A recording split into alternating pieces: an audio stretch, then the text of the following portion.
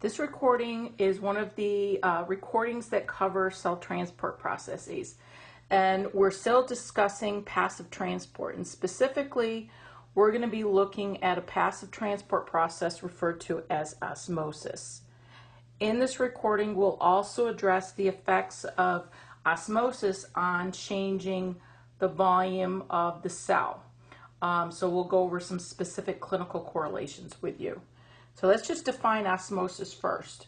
So osmosis is the diffusion of water molecules across a selectively permeable membrane from a region of high water concentration to a region of low water concentration. So remember, diffusion is the movement of a substance across the membrane from high concentration to low until it reaches equilibrium.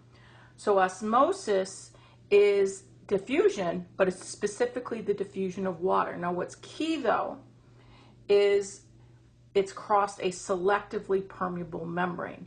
So that membrane permits water to move across, but not these solutes. So here you see these solutes. So if we started off what you see here, on the left you have less solutes than you do on the right, and therefore you have a lot more water molecules on the left than you do the right. So water is going to move across this membrane until the point that the concentration of water is the same on both sides. Now water, we're just going to keep it right there for now. Now there is a term that they talk about when we're talking about osmosis called osmotic pressure. So I need to discuss osmotic pressure. So here we have this U-shaped tube. Right in the center you have a selectively permeable membrane. So that membrane allows water to move across, but it won't let glucose get across. And so what happens is, if you look at A and B, on the left you have more water molecules. You have less glucose molecules. On the right is B, you have a lot more glucose, you have less water. So water is going to diffuse across that membrane from area of high concentration to low until it reaches equilibrium. So you'll see right here what has happened. Water's moved across, the solutes, the glucose could not move across, and so what you see though is the volume is increased, but the concentration of what you see on the left and right end up being the same. Now the term osmotic pressure refers to the pressure that I'd have to apply. I'd have to apply a force over here to stop that movement of water across the membrane. And osmotic pressure does reflect the concentration of solutes in solution. You'll have a higher osmotic pressure the higher the amount of solutes that you have, because water is going to want to go to where those solutes are so it can dilute in order to dilute it. So osmotic pressure is a major driving force in living processes and its main cause of water movement across membranes. So if you had, on this scenario, I put even more glucose molecules over here, there would be a higher osmotic pressure because I'd have to apply a higher force to prohibit those water molecules from moving across.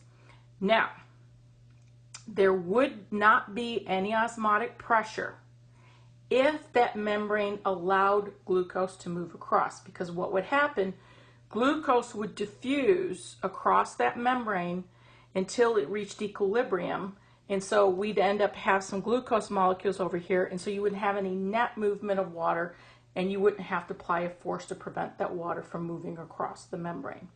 So it's key that that membrane allows water to move across, but that does not allow the solutes, in this case glucose, and I'm going to write it out because I keep saying solute. So glucose is a solute, sodium, those are things that would, if they could dissolve, would be dissolved in a solvent. And in this case, the water is referred to as the solvent. Okay? So, but another thing I want to talk about is to look at the term tonicity. But before I do that, I do want to mention something about if I say osmolarity or osmolality.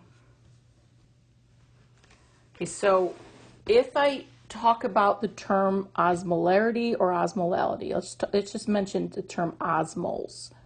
So an osmole is an osmotically active substance. So in the previous scenario, glucose would be an osmole.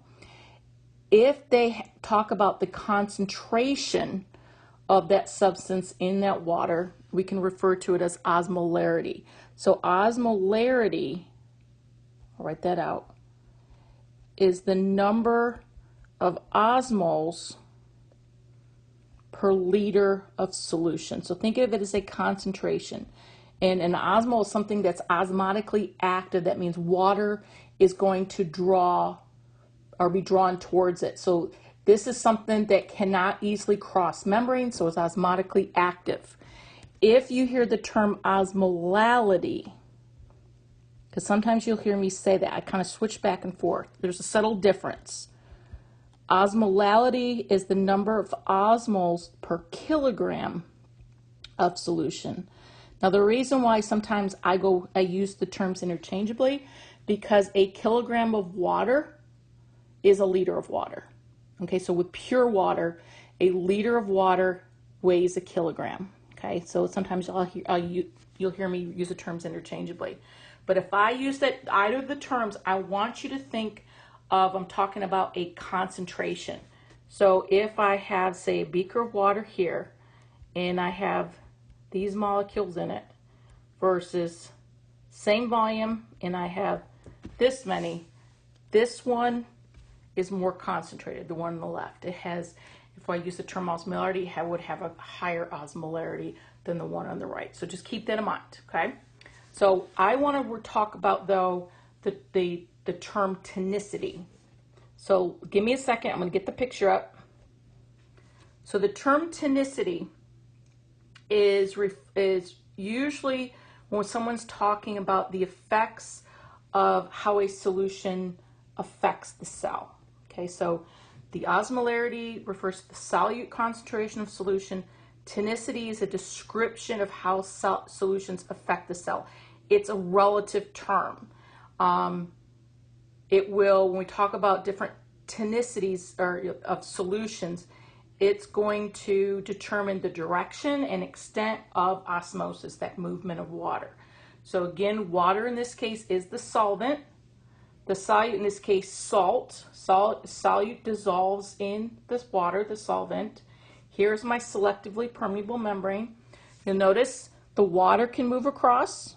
You see here, it's like here, but the salt or the solute cannot, okay? So always keep that in mind. The water can move across, but the solute can't. So what is the effects of various solutions on the cell? Okay, so let's do the first scenario. There's three conditions that may exist. Hypertonic solution. So a hypertonic solution is a solution that has a higher solute concentration than the cell. So you'll notice these all here represent the solutes. A lot more solutes out here than the cell. So the solution is more concentrated than the cell. It has a higher osmolarity as the cell. Now, what is osmosis?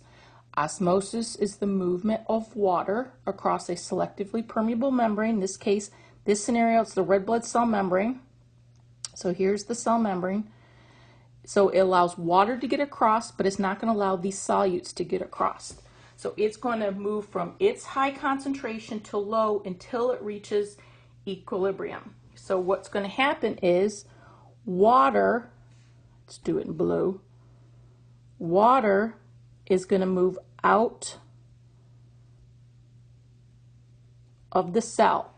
And as it moves out of the cell is going to shrink. So because of osmosis, water is going to leave the cell, going to where you have a higher solute concentration until it reaches equilibrium. But what happens here is the cell shrinks. We're going to think about what's significant about that. So just kind of We'll come back to it in a moment. Second condition is if we place a cell into a hypotonic solution. So in this case, the solution has a lower solute concentration than the cell. The osmolarity of that solution is less than the cell. So the cell has more solutes than the solution. Now water is going to go from its high concentration to low. So in this case, water is going to move into the cell. The cell will swell.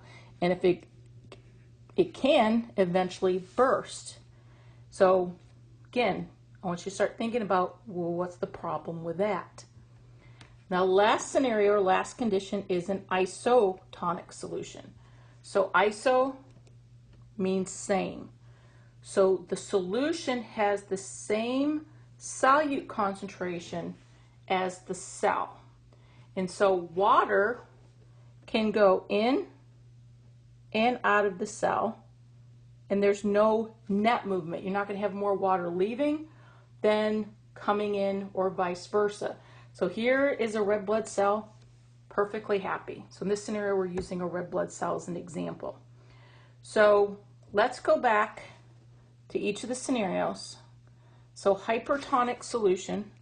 So here, hyper is a prefix that means excess or over. So in this case, that solution has a excess amount of solutes. It's a higher solute concentration in the cell. We said the cell shrank. What's the problem with this? Well, in any time that the cell changes shape, the cell, if it changes shape, can affect how it works. And a red blood cell, in this case, if it shrinks, it's not going to be able to transport oxygen the way it should. And, and just to think this is a brain cell, the brain cells aren't going to function like they should. So hypertonic solutions, we don't want to expose our body cells to hypertonic solutions because the cells are going to shrink and it's going to affect how they work. This would be, say, if you perhaps drank seawater, ocean water. You shouldn't drink ocean water or seawater because it's very salty. That's not a good idea. Hypotonic solution, this is where you see that cell swelling, and at some point it could burst. And to say if this is a red blood cell, it bursts, it's going to release its hemoglobin in there. It's going to cause some problems again. You're not going to be able to transport oxygen like you should. Cells won't function if they're broken up. Okay, so they're not going to function. Cell membrane is kind of a barrier across cells. When it's burst, you no longer have that protection. This would be, say, drinking pure distilled water. Should never really drink distilled water because it's a hypotonic solution. Just drinking tap water is primarily an isotonic solution, but don't drink distilled water. So but I'll give you an example of kind of what can happen in the hospital. If I go to the hospital and I'm maybe been vomiting or I had a lot of diarrhea, sometimes if it's bad enough, they need to replenish the fluids and they'll give you an IV. And it's an intravenous infusion, and they're going to give you an IV of an isotonic solution because they just want to restore the fluid levels in your, we call it your extracellular fluid. So the fluid out here, out of the cell. The fluid inside the cell is the ICF, intracellular fluid. So they just want to replenish the extracellular fluid. They don't want to give you a hyper or hypotonic solution because that can affect how the cells, the volume of the cells. So they can give you something like 0.9% saline, which is a 0.9% sodium chloride solution. That's an example of an isotonic solution. Now, if they accidentally gave you a hypertonic solution, so anything greater than 0.9% saline, so we'll say like 2% saline, and then this would be sodium chloride solution. What's going to happen is you'd have this scenario. Now, how could that happen? because there are solutions, higher concentration of saline solutions in the hospitals, and but they're used for specific reasons. That's why it's very important you always check and read the bags, because that can end up killing a patient if that's not what they needed. If they accidentally gave you an IV of, say, water or anything less than 0.9% saline, so if I say gave you distilled water, you'd see this happening. So you don't want that. So having isotonic solutions is important because it can maintain the cell volume.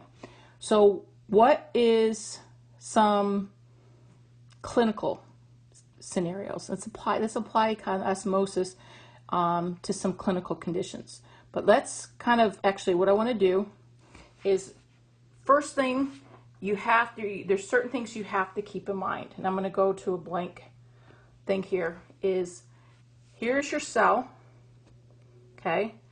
Out here's your extracellular fluid, and here's your intracellular fluid, okay? The assumption is water can move across that membrane fairly easily, but the solutes will not move. Water is going to move very quickly across that cell membrane. At some point in time, you always want to make sure the osmolarities of the ICF is equal to the ECF. So if there's any type of changes, water is going to move very quickly until the concentration is the same. Now, again, the cell membrane is impermeable to many solutes, and also the only way that we can change the number of osmoles, those osmotically active substances, only if we add or remove them. So I want to do first is I want to talk about what are ways that we can change the osmolarity. So here is a beaker of water.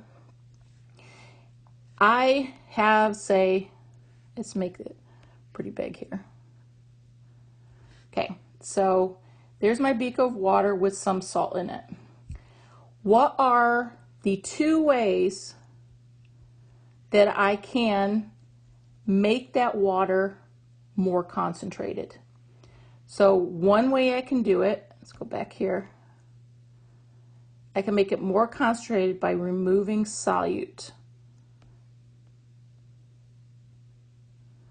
That would make it more concentrated. The other way I can do it is I can add more solute. Okay, so first thing you can do to increase the osmolarity or increase the concentration is lose water or gain solute. Okay, that's one way. How could I potentially have a decrease in the osmolarity, a decrease in the concentration? Well, the ways you can do that is, I'm going to draw my things again. So here's my beaker of water, is I'm going to add water. That would make it more dilute, less concentrated. The other way I can make it less concentrated is I can lose solute. So lose solute. So keep that in mind. So the way we're going to work through these is the first thing you have to do is we're always going to look at what happens in the extracellular fluid first, because the intracellular fluid is protected by the cell membrane. So things have to happen in the ECF before anything can happen in the ICF. If there's a change in osmolarity, then and only then will water move across that membrane. It's going to move very quickly until it reaches equilibrium. When it's done and over, the ICF and the ECF concentrations will be the same, but they're going to be different from when we started. If you do not change the osmolarity, nothing's going to happen to the intracellular fluid. The cell itself, nothing's going to happen. The only thing you'll have altered is what's going on in the ECF, the volume. Okay, so let's go through some scenarios. Oop, wrong way. So, first scenario, I'm just doing the first part of your table. Diarrhea, if you have a lot of diarrhea, are you going to lose or gain water? Okay, so just envision, okay, you've got diarrhea. Well, I'm on the toilet a lot and there's a lot of water that comes out with diarrhea. So here, you're going to lose it. Are you going to lose or gain sodium? Well, I'm going to be losing sodium because diarrhea is not just water. You're going to lose some sodium too. That's part of the secretions from your GI tract.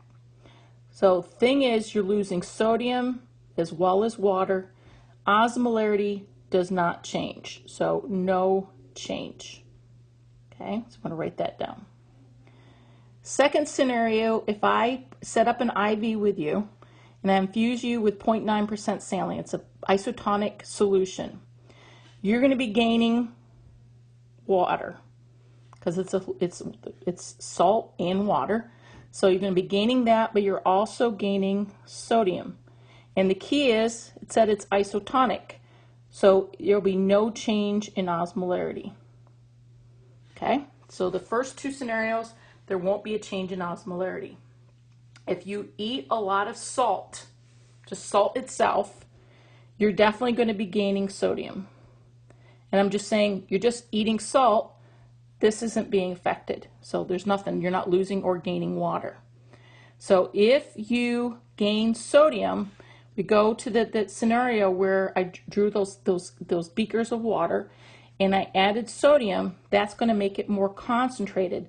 So there'll be an increase in the osmolarity of the ECF.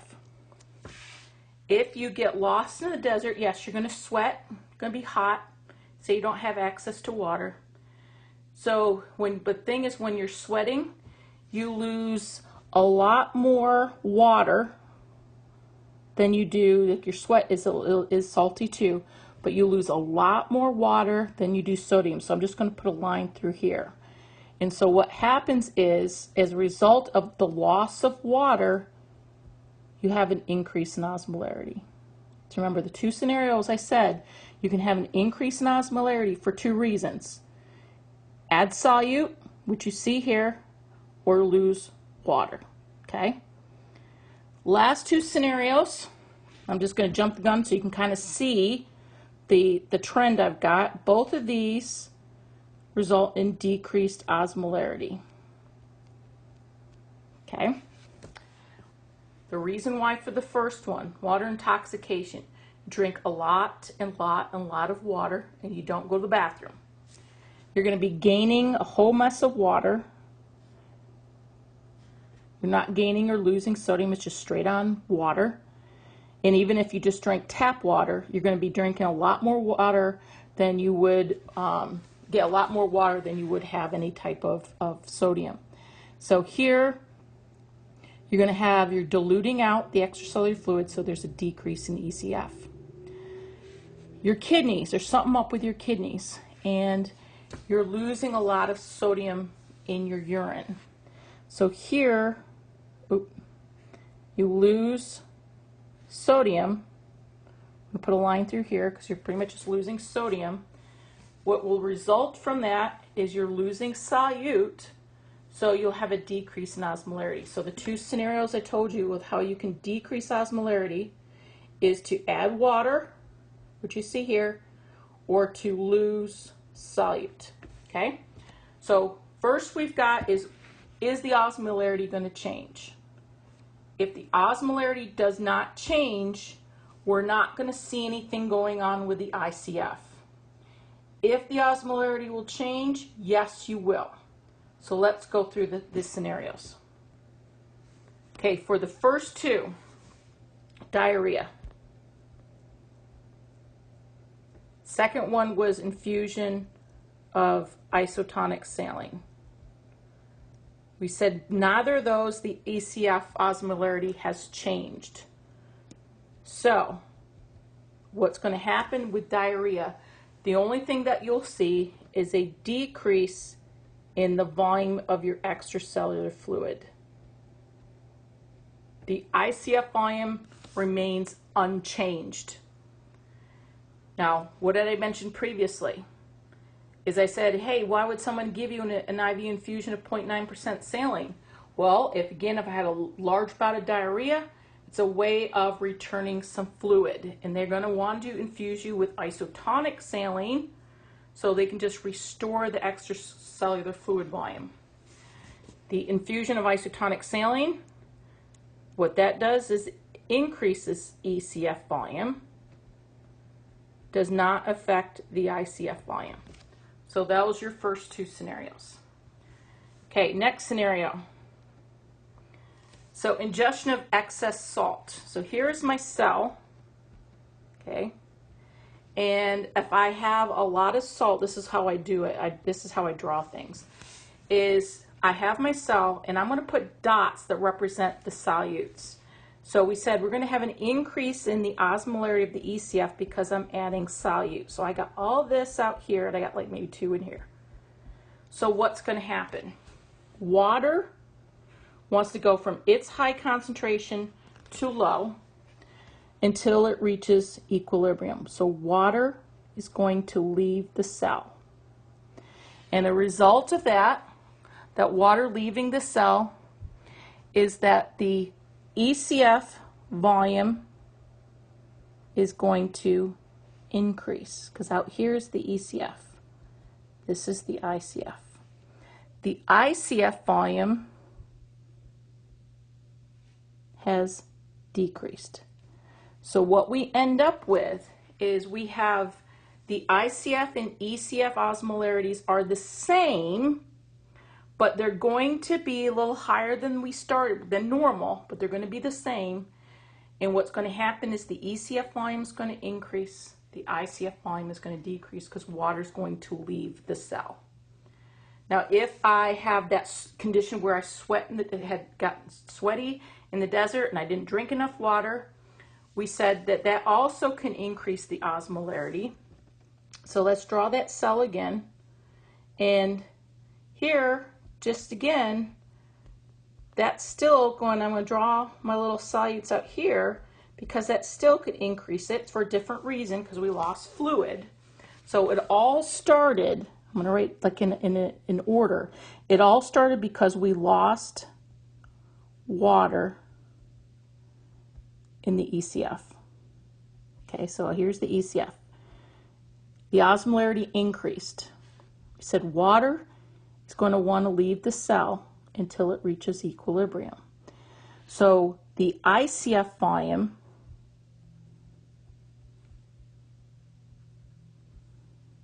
is going to decrease. Now you say, well, the ECF volume should go up, but it's not going to go up as much. It's not going to overall increase because the whole thing that started this whole thing was we lost water in the ECF. The ECF volume was decreased. So some of that water leaving the cell will cause that volume in the ECF not to be as low as it was, but overall ICF volume is decreased and ECF volume is decreased because that's what started it.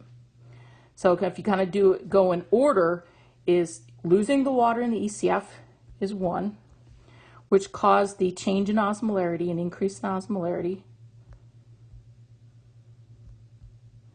As a result of that, water left the cell and the ICF volume decreased. Okay, so that is your fourth scenario.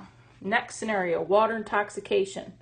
So water intoxication, you drank a whole bunch of water, and so here we said you're diluting out your ECF. And so I'm going to have more solutes in here than out here. It's going to be more concentrated inside the cell than outside the cell. So water is going to go from its high concentration to low until it reaches equilibrium. So it's going to go into the cell. And so as a result of consuming a whole bunch of water, so first thing that happened is ECF volume increased because you consumed all that water. Because of that, there was a decrease in osmolarity of the ECF.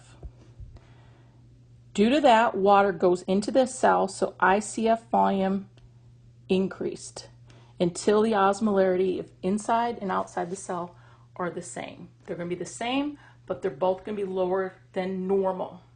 So with this one, when you have water intoxication, you're going to see an increase in the ECF volume as well as the ICF volume.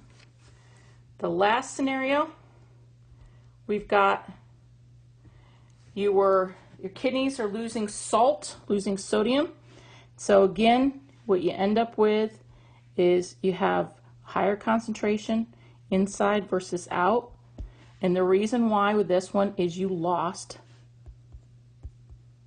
solutes. Okay, so you lost solutes. The osmolarity of the ECF decreased. So here's the ECF again. So ECF osmolarity decreased. And the result of that, osmosis, what's water going to want to do? It's going to want to go into the cell. And a result of that, ICF volume is going to increase. And because a lot of that water is going inside the cell, the ECF volume is going to decrease. So you'll notice when you change the osmolarity of the ECF, it affects the cell volume, which could affect the function of the cell. Now, we haven't done where we go into that thing that we do have mechanisms in place to try to rectify this problem. Don't have time to go through those. But this is what can happen in the short term as a result of changing the osmolarity of the extracellular fluid. So this is the last bit of talking about osmosis. You do have some scenarios that I have written out for you in your as a worksheet, so you can work through those too.